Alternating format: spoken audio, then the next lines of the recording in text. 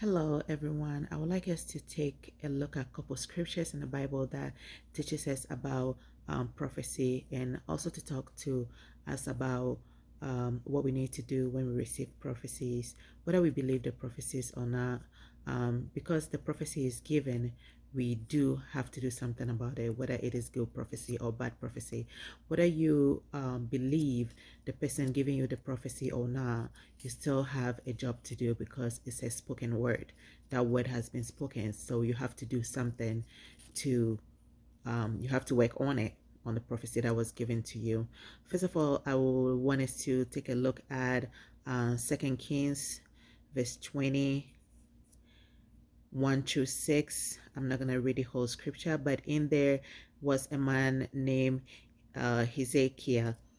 He was sick, and a prophet Isaiah was sent to him by the Lord to tell him that he needs to put his house together because he's going to die. When Isaiah went to him and gave him this prophecy and left, in that chapter it teaches us that he went on his knee and cried out to God and tell God all the good things that he has done and why God should spare his life and give him more years to live. So first thing that happened in this scripture is the prophet told him that he needs to put his house in order because he's going to die. He did not stop it there. When the prophet left, he went back to God in prayer. He went and prayed to God about the prophecy that was given. So technically, he is trying to cancel what the prophet has given him because he didn't want to die. And then God sent Isaiah, the prophet, back to him to tell him that he has heard his cry and he has added more years to his days to live. So when a prophecy is given to you, telling you that, okay, you're going to die, what you need to do is to go to God. Whether you believe the prophet or not, you need to go to God in prayer and tell God what you want. You need to plead and tell God, okay, I want more years added to my days, or I don't want to die early, or have mercy on me so that I will live long.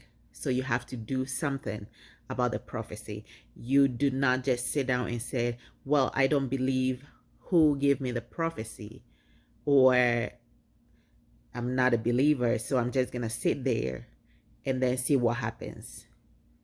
That is not how prophecy works. And also, I want us to take a look at Hosea 4:6. It did tell us that lack of knowledge, my people perish. So if you don't know what to do in a situation that a prophecy is given to you, ask somebody, what should I do? This is what I was told. What should I do? You don't just sit down and say, okay, well, this is what it said. Well, I don't believe it. It won't happen. And just sit there. Lack of knowledge, my people perish. It is in the Bible. So you have to do something about it. And I also want us to take a look at John 20:29. It says, blessed are those who didn't see, but they believe it. So the fact that the prophecy wasn't given to you, there are some people that says, okay, well, why didn't God reveal this prophecy to me myself? Or why didn't God reveal it to the pastor of the church that I go? So they don't believe it. Even the Bible clearly says, blessed are those who did not see, but they believe it. Again, lack of knowledge, my people perish. So if you don't know it, you will be perishing from something that you don't know how to get. And the last scripture I want us to take a look at today will be James 1:5.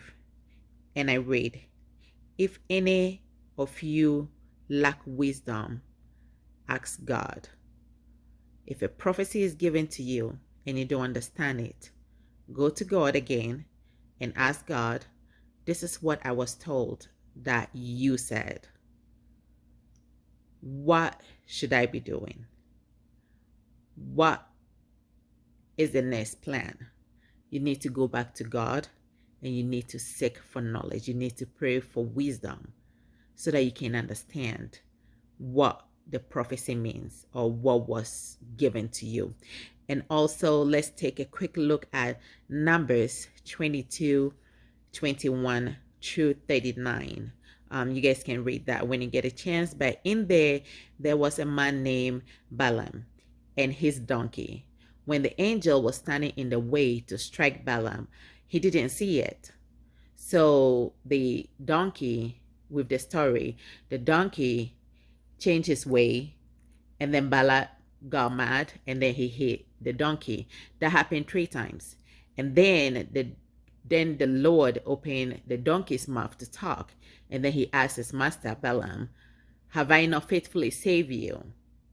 And what did I do to deserve that you beat me all this time when I changed my ways?" And then God opened Balaam's eyes, and he see the angel standing there with a drawn sword. And the angel told him that if not because the donkey moved away from where he was standing, he would have already been dead. He would have already struck him with the sword.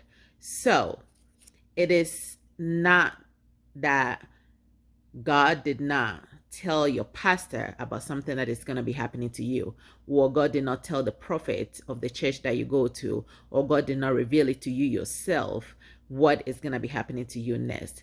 God uses anyone or anything that is available at that point to speak.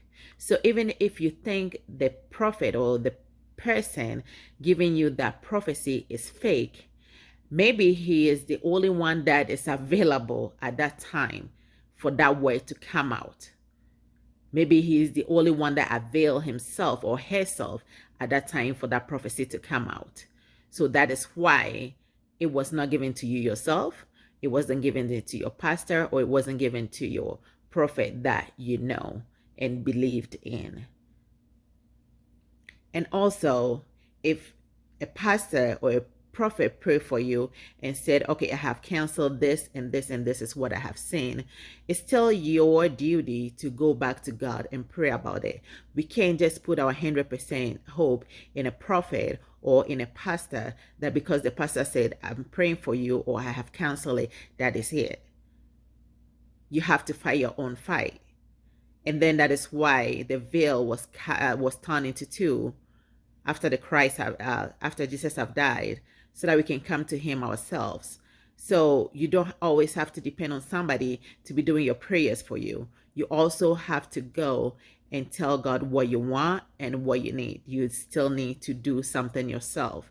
People cannot always be praying for you. You have to do your own prayers. Thank you so much for listening to this video.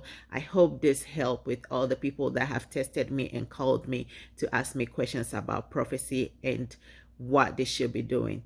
Thank you so much for watching this video. Share this video with somebody so that they can also get blessed. Stay blessed. Thank you.